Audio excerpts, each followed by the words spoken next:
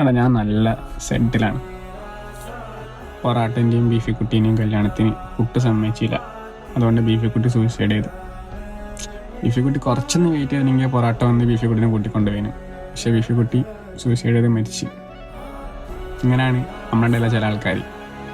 ചെറിയ എന്തെങ്കിലും വിഷമമോ സങ്കടമോ അല്ലെങ്കിൽ പ്രശ്നങ്ങളൊക്കെ വരുമ്പോൾ അത് തീരെ താങ്ങാൻ കഴിയാണ്ട് ഞാൻ എൻ്റെ ലൈഫ് എൻഡ് ചെയ്യാൻ പോവാണ്, സൂയിസൈഡ് ചെയ്യുക, അങ്ങനത്തെ ഒക്കെ വലിയ വലിയ ഡിസിഷൻസ് എടുക്കും. എടാ സംഭവങ്ങളെ പ്രശ്നം എന്ന് പറഞ്ഞാൽ ചെറിയ എന്തെങ്കിലും പ്രശ്നമായിരിക്കും, അല്ലെങ്കിൽ വലിയ പ്രശ്നം തന്നെ ആയിക്കോട്ടെ.